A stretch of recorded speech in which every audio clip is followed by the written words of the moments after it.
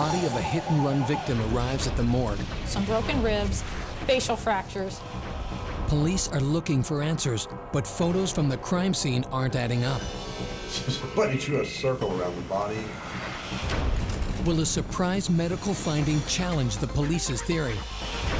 Then, the routine autopsy of an 88-year-old woman takes an unexpected turn. She's got a nice bump on the back of her head. When Dr. G finds signs of trauma and must dig deeper. How do we know somebody didn't assault her down the, And a man with a rare genetic condition suddenly falls dead at his 35th birthday party. I just collapsed to the ground. I couldn't believe that he was gone. The man's brother carries the same rare defect. Can Dr. G tell whether he will suffer a similar fate? I don't want to lose my other son.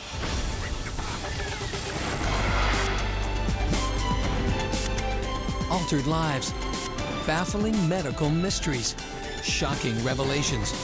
These are the everyday cases of Dr. G, medical examiner.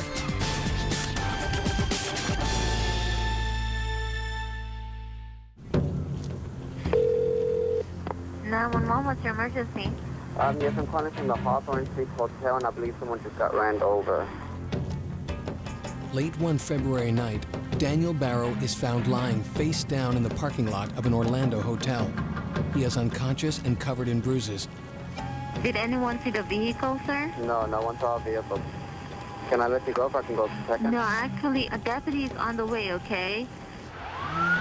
When Florida Highway Patrol arrive at the scene, the circumstances suggest a crime. Daniel sprawled out with automobile skid marks leading directly to his body. Our dispatchers notified our homicide units. The Orange County Sheriff's Department had arrived on the scene of an individual who was laying in the parking lot that appeared to have been run over by a vehicle, and the vehicle had left the scene. EMS workers managed to restart Daniel's heart, but he never regains consciousness. 2 days later, he dies at Orlando County Hospital.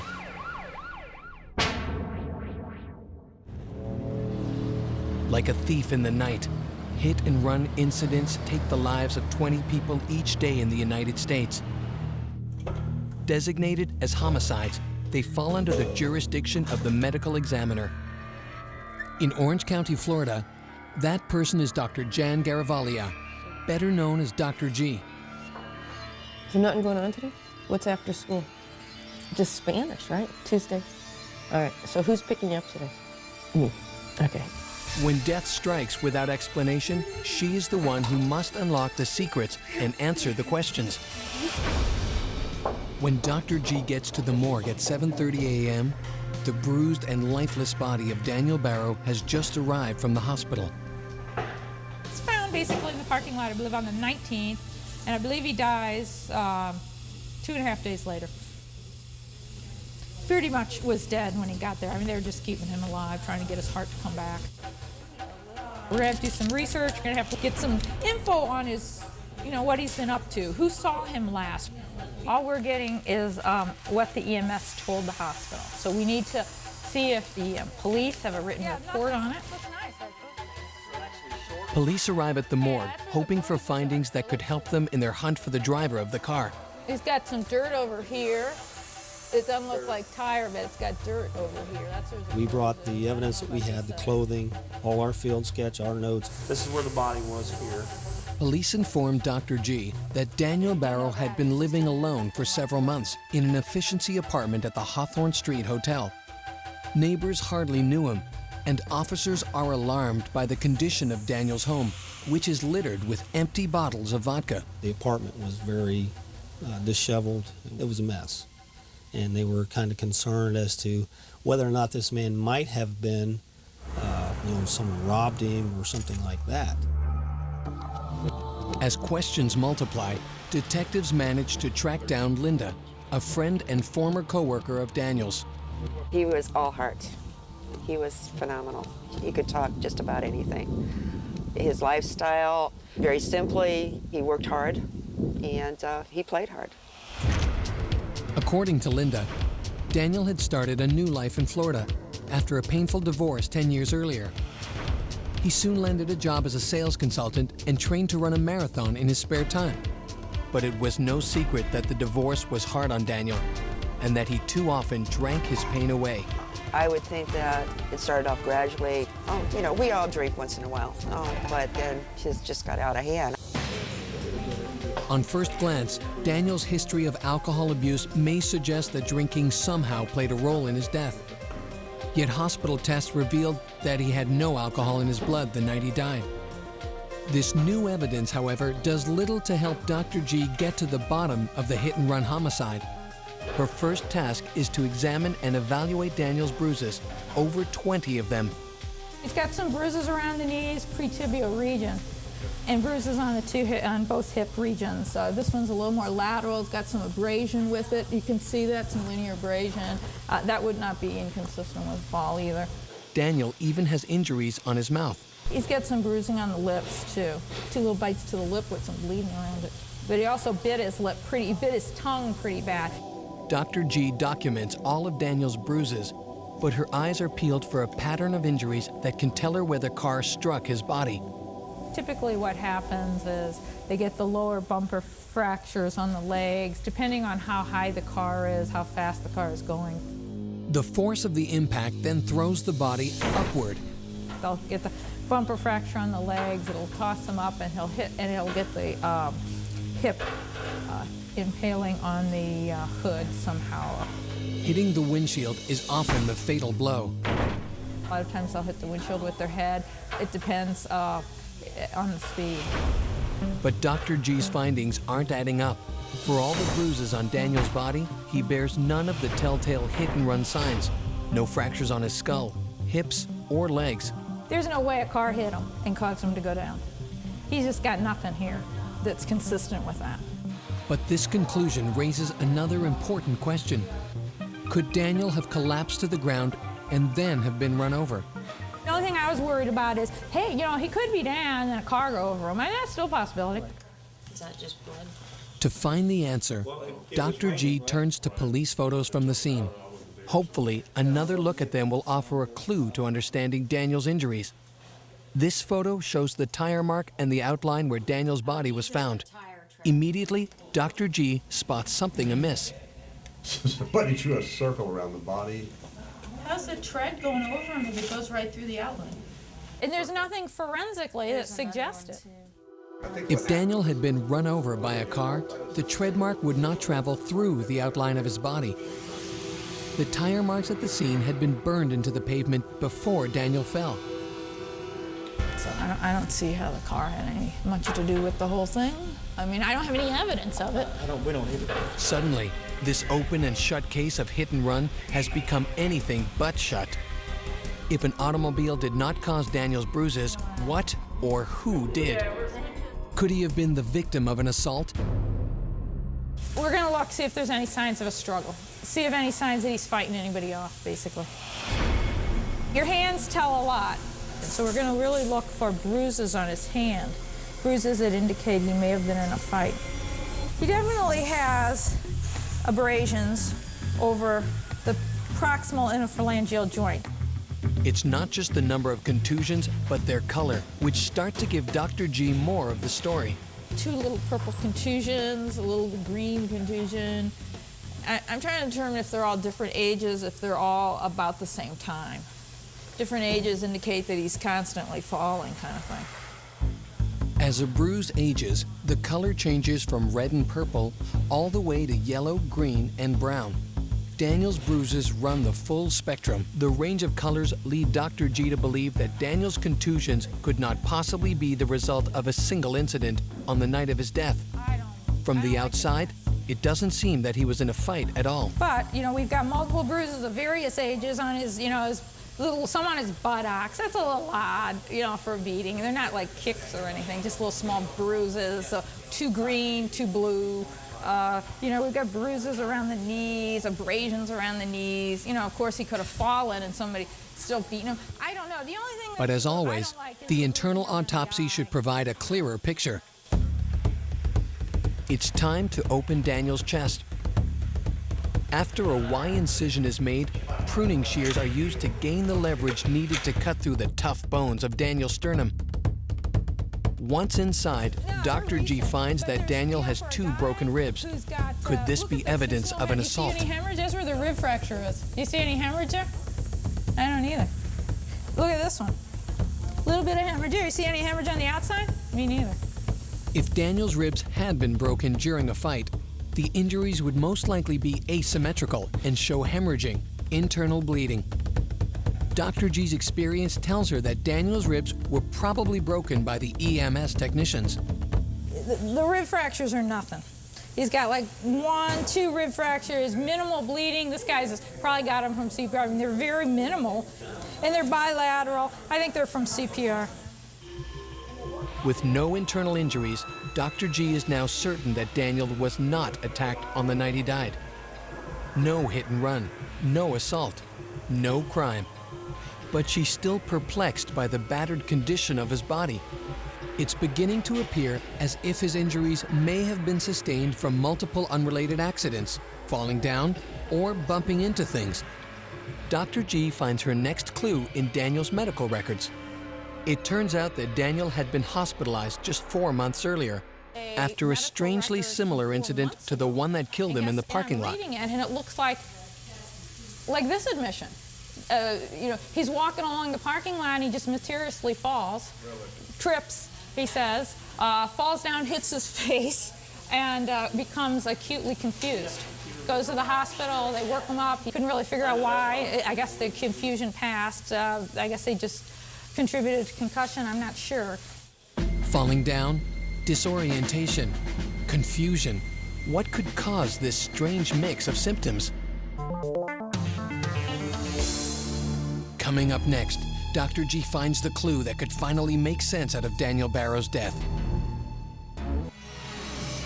And later, an accomplished woman admired by friends and neighbors is found dead at the base of a staircase. Question is there trauma associated with it or from something natural? With no witnesses, can Dr. G reconstruct the last moments of her life?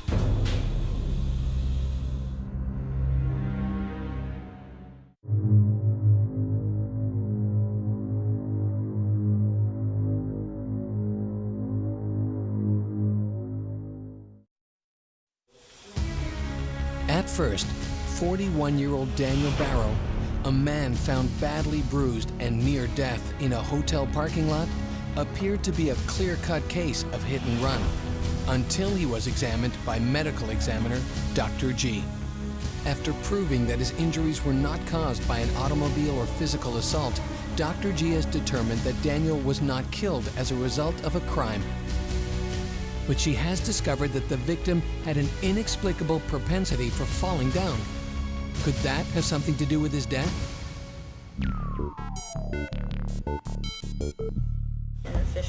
After taking samples of Daniel's body fluids and finding both heart and lungs normal, Dr. G removes his liver.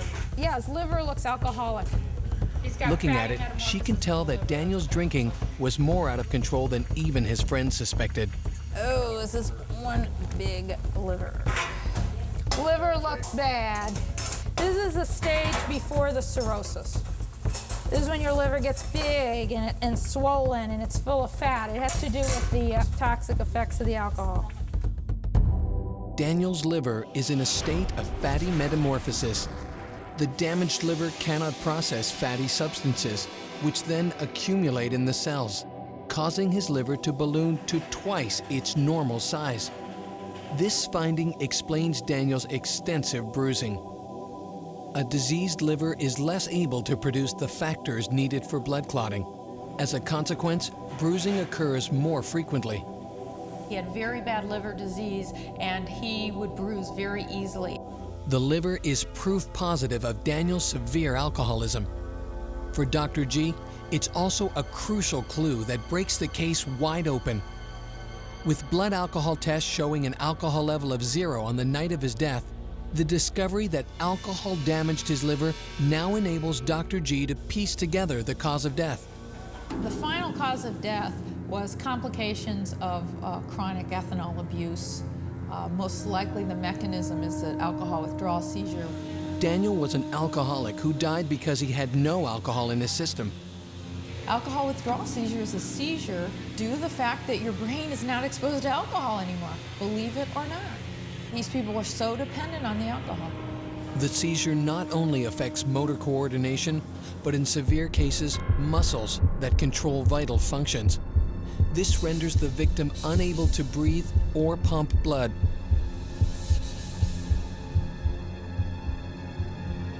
With this hypothesis, Dr. G now believes she can explain what really happened to Daniel Barrow 3 nights ago in the hotel parking lot.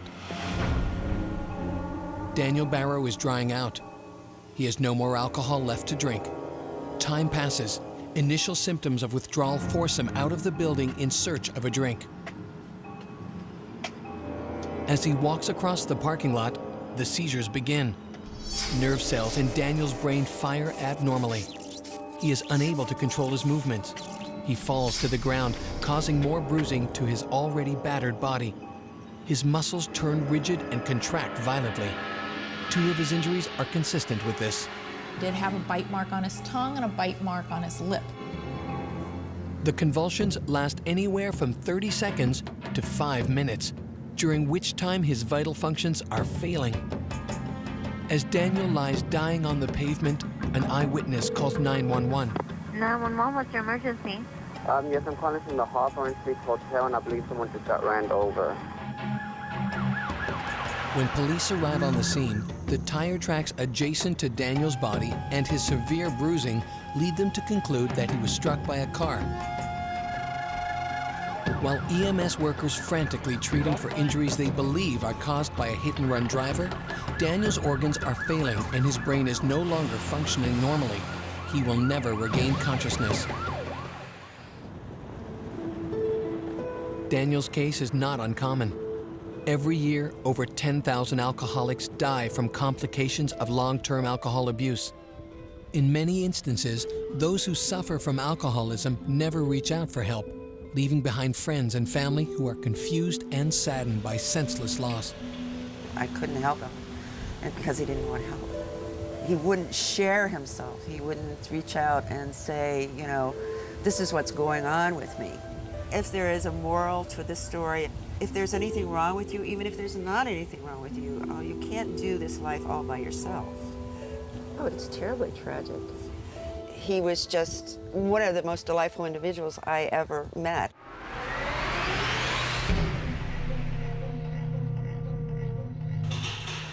With Daniel Barrow, Dr. G dealt with a complicated case that ended up with a common cause of death: alcohol abuse. Sometimes, though, a case that at first may seem routine is anything but. Sandra Collins was 88 years old, an age fewer than 3% of us live to see.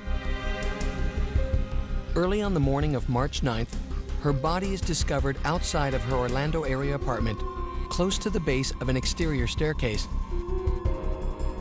Did her elderly body simply fall prey to a heart attack or stroke? Or was this a case of foul play? Because no one saw her die and her body was found in a public area, these questions are now in the hands of the Orange County Medical Examiner's Office. And what address you at? Where's the scene at? Okay, I'll be leaving here in about 5 minutes and I'll be en route.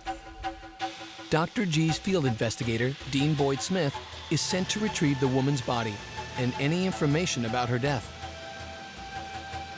As Boyd returns from documenting the scene, he offers up the case's first observations.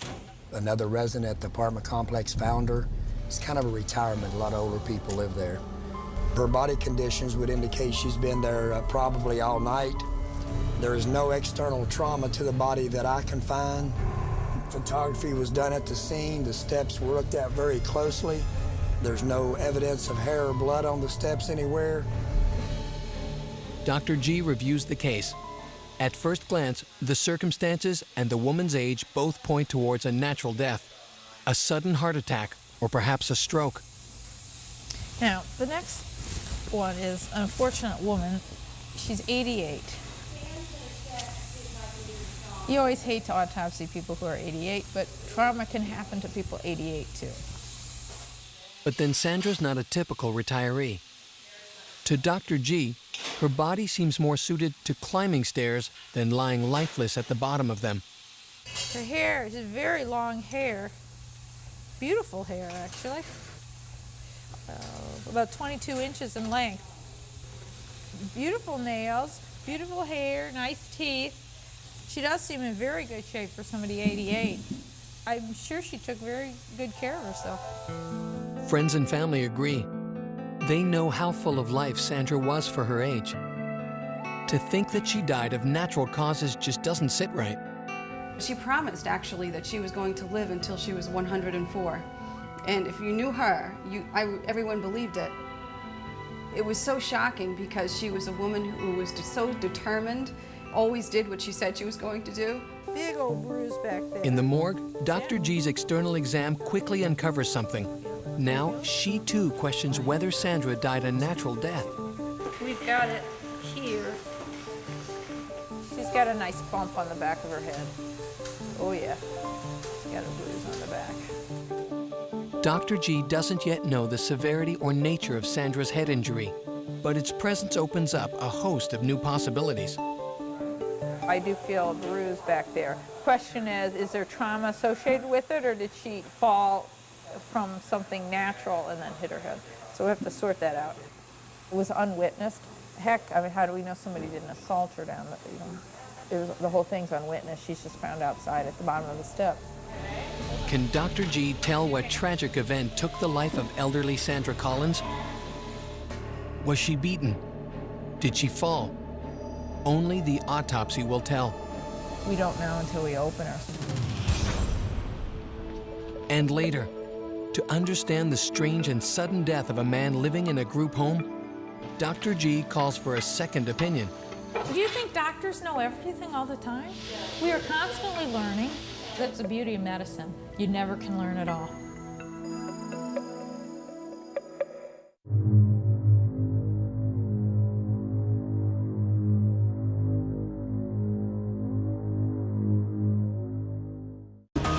At the Orange County Medical Examiner's Office, most autopsies to determine the cause of a person's death are performed on corpses where the sex, race, and age of the victims are already known. In some instances, though, Dr. G and her staff must determine not only how the person died, but who the person is. Such is the case when the only remains to examine are bones. Today, the local police have brought in what appear to be a human skeleton found on a vacant property nearby. I got a call last night. I was on call that they found bones in a field. And then they found a pair of boots and a jacket. By the way, Dr. G. At the Orange County Medical Examiner's Office, there is approximately one case involving bones every week. Many are animal remains. But when human skeletal bones are found, Dr. G and her staff are tasked with identifying the victim, beginning with the very basics, gender and age. Most of the teeth are falling out. You see two left. At first glance, it may seem that bones would offer very little in the story of a person's life and death. But actually, they can reveal quite a detailed history. By examining certain bones, such as the pelvis and the skull, Dr. G can tell whether the bones are from a male or female. Men will have more prominent brow ridges here. Will have much more, you see this little bony protuberance? They're going to have a bony protuberance and women won't. This obviously is a male pelvis. We've talked about the sacrum. Looking down into it, you can see that sacrum kind of bulges in to there. Now also, the subpubic angle is very small. Women's will be more open. Once gender has been established, Dr. G and her staff can inspect fuses between bones and the telltale signs of wear at joints. They're searching for a suggestion of the victim's age at the time of his or her death. This is a very helpful one. The tops of your iliac crest fuse, about 21 years of age. This is her tibia. You can kind of see, and this should fuse about 18 completely, but you can see where her it isn't completely, it's almost completely fused, but not quite. So that puts her around probably 18, 19-year-old. Now, if it's a child, you can tell pretty easily just because the bones are going to be smaller and the epiphyses, the growing plates, are not going to be fused. Dr. G and her staff may also be able to tell whether or not a person was a victim of crime. Is there evidence of poisoning, a stabbing, or gunshots? But on this case, lo and behold, we have a hole, a little bit of a hole on the back of the head, and that's real characteristic for an entrance hole. On the outside of the bone, you can actually tell when the bullet goes through this bone what the entrance and what the exit is, because the entrance wound is going to be very characteristic. On the outside of the bone, there'll be no beveling. On the inside of the bone, there will be beveling, meaning the edges of the bone are kind of chipped away. That's internal beveling. So we know for a fact this is an entrance wound on the back of the head. But with the case brought in by police today, what concerns Dr. G foremost is not whether the bones found on the vacant property belong to the victim of a crime, but whether they are even human at all. They called me and I said, just bring them in. Thought they didn't sound like it were going to be anything, and they aren't. They're not human. We have a little sacrum that's very narrow. Human sacrums are very wide. It doesn't have this spinous process. This is a bone that's not even on humans. Then we just call the police and tell them, don't worry about it, release the site. You know, they had somebody watching the site in case it was you know, a human. I mean, you know, that would be a crime scene. Clearly non-human, and that's really all I need to know. I don't really care what animal it is. The man has to deal with his property and his dead animals by himself. All I need to know is that it's not human. Identifying skeletal remains is an integral and often challenging aspect of the medical examiner's job, but it will never be Dr. G's first choice. Give me a fresh body any day. I don't have to worry about sex. I don't have to worry about race. I don't have to worry about a lot of those things. I worry about natural disease and trauma and why they died.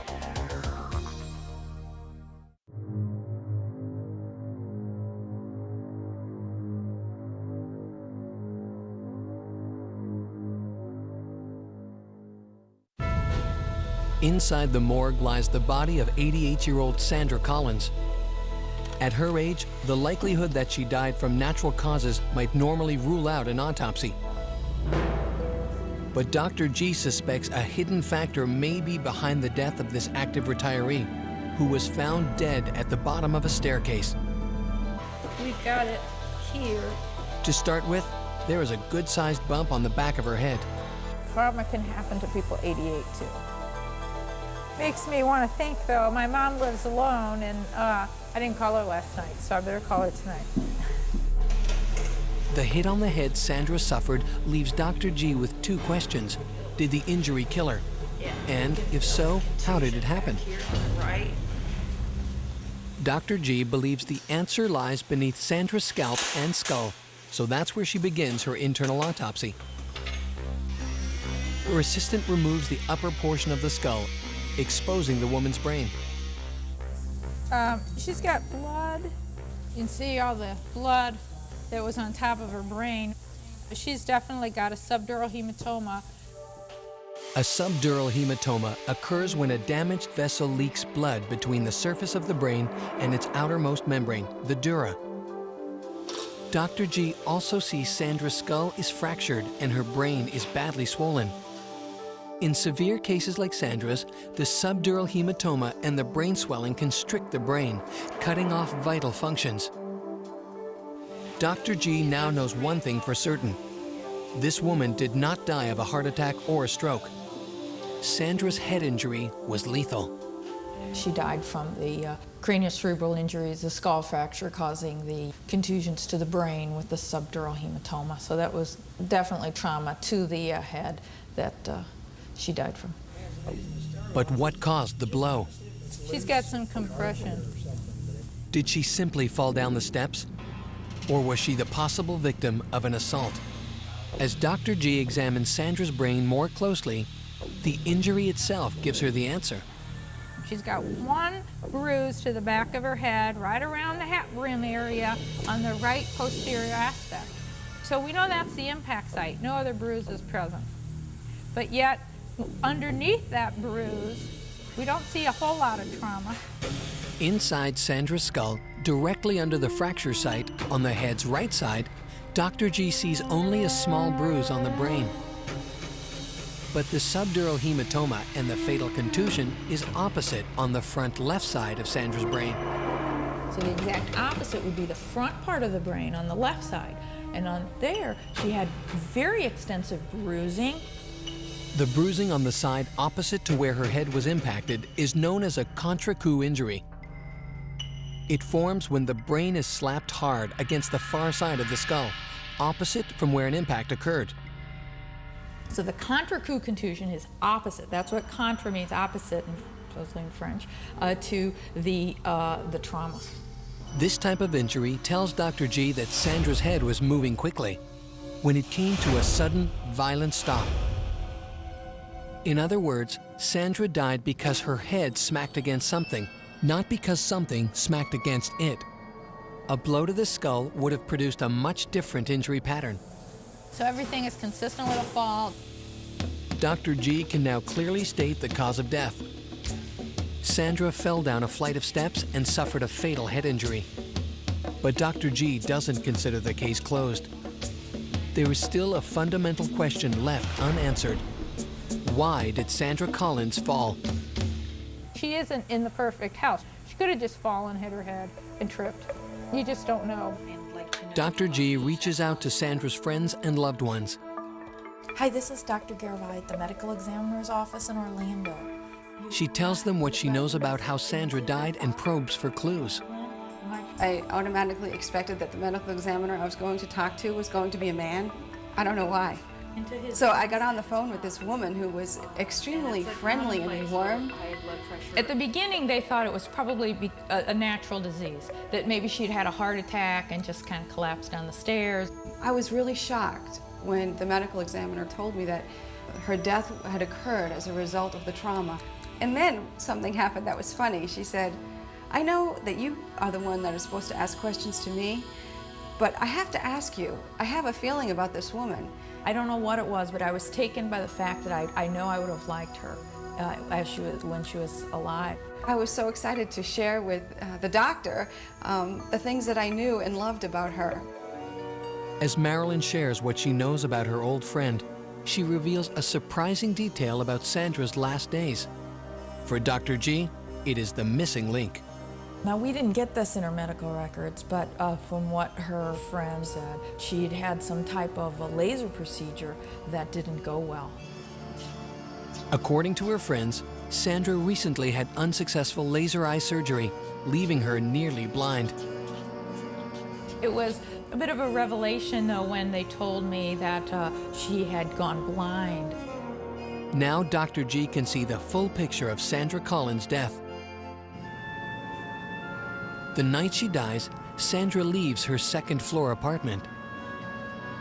She nears the stairs, but with poor eyesight, she can't find her way. Sandra loses her footing and falls back, striking the right side of her head hard against the steps. Inside her head, Sandra's brain is whipped forward, slapping against the front of her skull. This slap creates her fatal contre-coup injury, which swells, constricting blood flow to the brain. With the brain starved of oxygen, Sandra dies. Her body is found the next morning. I felt that her life had been cut short because of a surgery that she probably shouldn't have had. She still died too young. I will miss her forever, and I'll always remember her.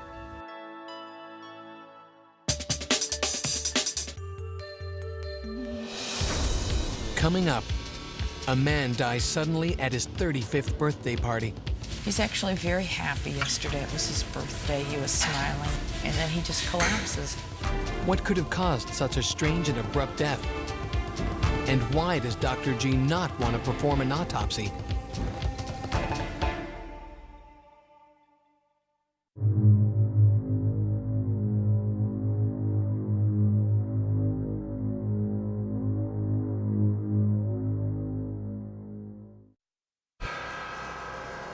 James Sudeikis is celebrating his 35th birthday. He's surrounded by good friends and good food. By all accounts, the party is a success. He was very happy that day.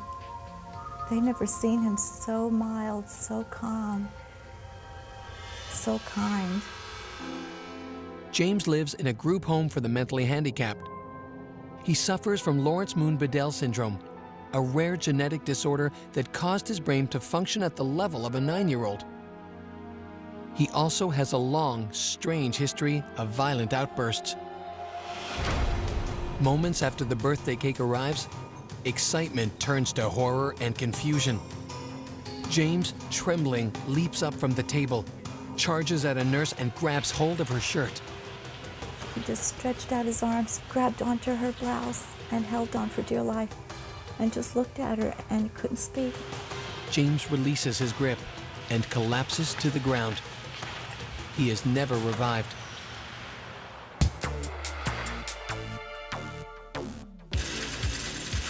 Due to the unusual circumstances of his death, James is referred to the Orlando Medical Examiner's office. This is a 35-year-old man. Looks like he's got a mental retardation. He's got an IQ of about 59, knowledge of about a 9 to 10-year-old. He lives in a group home. He's actually very happy yesterday. It was his birthday. He was smiling. And then all of a sudden he became unable to speak and then collapsed and then died. But after reading through his medical records, Dr. G isn't so sure James needs an autopsy. His medical history is actually quite revealing in that he had a brain tumor. And this brain tumor was known back in November, several months ago. But doctors felt that the tumor was inoperable, too deeply embedded in his brain to be removed safely. Rather than subject him to a painful operation with uncertain results, he would instead live out his remaining days in comfort. They've decided to just let him live with this as long as he could, and what a nice thing. I mean, he lived, and his last day he was happy and smiling, and it was his birthday, and then he just collapses and dies. So it's probably the right decision. Dr. G is certain the brain tumor caused James's death and decides not to do an autopsy. I know right from the beginning that he has a history of genetic disease, and I know he has a brain tumor. It didn't seem to be a mystery. She makes a call to James's mother to let her know the brain tumor caused her son's death. Hi, this is Dr. Garvali at the medical examiner's office. I believe I have your son, James, here? She's a very nice woman, very upset over her son's death. Her son is 35 years old. She speaks as if he's still a young boy. Despite Dr. G's findings on the cause of death, James's mother, Ruby, pleads for an autopsy. She told me nothing could have been done, but I had questions for her myself. As a mother, she's haunted by two lingering questions. First, Ruby hopes to find a reason for the violent outbursts that James had suffered from since childhood. He would get aggressive and take it out on other children or other people, maybe go over and just hit them. Something clicked in his mind, and he would just go for it. We could figure out why.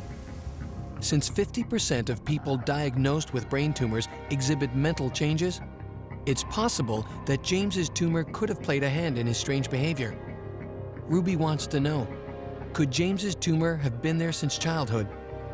She really wanted to know how long the tumor was growing, because he'd had some very violent behavior since a very young age. Ruby also has another, more desperate reason for an autopsy. Her younger son, who still lives at home, has Lawrence-Moon-Bedell syndrome like his brother. While his case is less severe, he too is mentally challenged. Does having the same genetic condition mean he is likely to develop the same type of fatal tumor? I was worried. If it was hereditary, of course I was scared to death. God, I says, I don't want to lose my other son. I only have one other son left, and that's all I've got. And that's a very good reason to do an autopsy. If that'll give you some peace of mind, I'll be more than happy to do it then. Can Dr. G prevent one death by exploring the mysteries of another?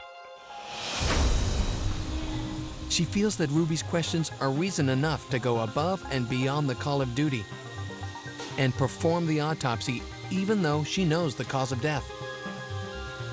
But before Dr. G begins, she must know more about James's genetic disease. Could it have caused his tumor?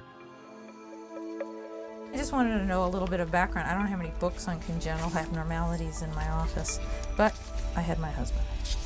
We're just gonna tell Over the phone, Dr. G's husband, a pediatric trauma surgeon of 25 years, gives her a quick tutorial. He had a congenital syndrome that is called Lawrence-Moon-Bedell. I didn't know really anything about it. He's a pediatrician, he did. Lawrence-Moon-Bedell syndrome is a disease passed through recessive genes. The syndrome is very rare in the United States. It wasn't until 1993 that scientists even discovered the gene that causes it. The neurologist had diagnosed him that when he was about 2 years old. Back then, they'd never even heard of that syndrome. In fact, they asked me if he could be in the historical books for medical discovery. Dr. G's husband also gives her a rundown of the strange symptoms of Lawrence-Moon-Bedell syndrome. It's common for them to be obese, it's common for them to have mental retardation, it's common for them to have the polydactyly, like he had the multiple fingers, the extra toes. Polydactyly. Having more than the normal numbers of fingers and toes, it's one of the most distinctive indicators of the disorder. Armed with new information about Lawrence-Moon-Bedell syndrome, Dr. G begins the autopsy. She quickly sees the first abnormality linked to James's genetic disorder. 1, 2, 3, 4, 5, 6 toes on that side. 1, 2, 3, 4, 5, 6 toes on that side. But other than the superficial effects of his syndrome, Dr. G notes nothing remarkable about James's body. So we're probably expecting everything to be negative until we get to the brain. Will the brain give Dr. G the answer she needs? Was this tumor somehow related to the syndrome of Lawrence-Bedell-Moon? If so, could the brother die from the same type of tumor? And was the tumor the cause of James's violent outbursts? A worried mother waits for her dead son's diagnosis, a diagnosis that can only come from Dr. G's autopsy.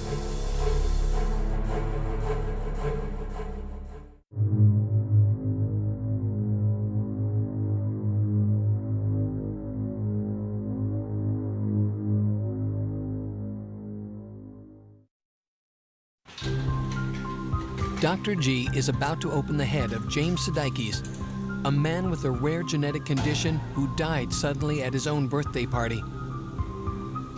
But she's not looking for a cause of death.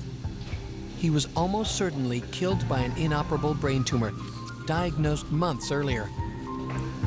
What she is looking for is evidence that could answer a mother's lingering questions.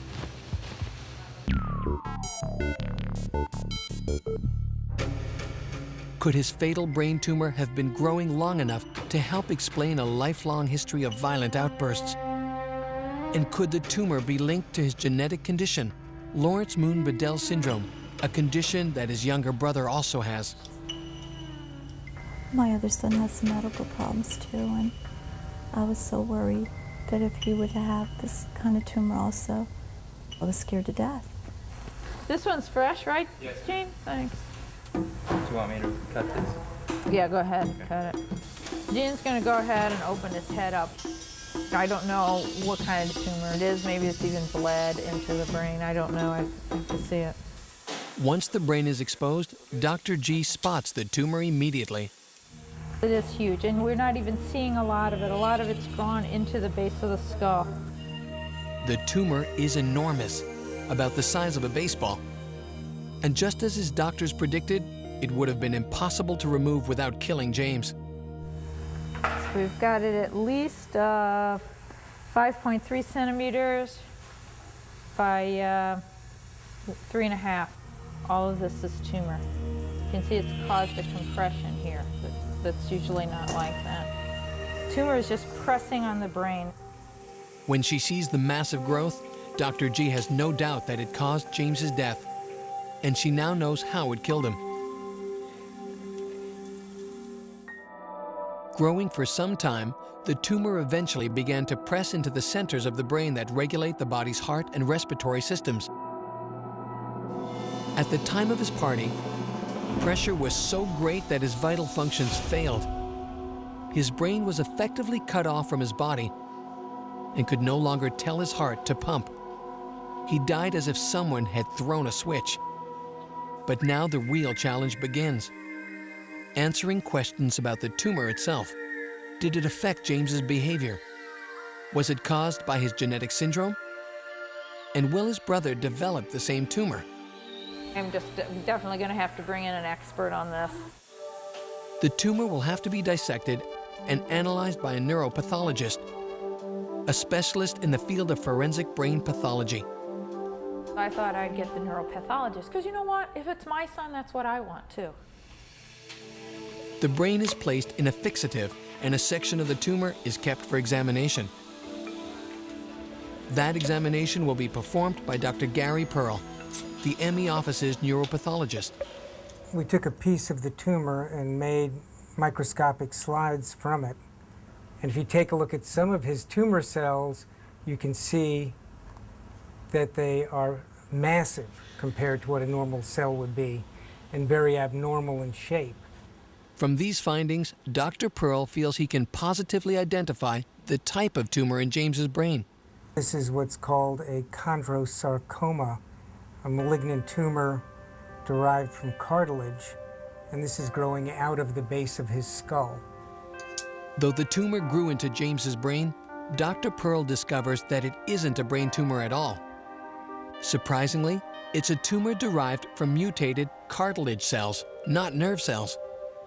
Chondro is cartilage. Sarcoma is a connective tissue tumor. So it's basically a cartilage kind of tumor. It makes cartilage.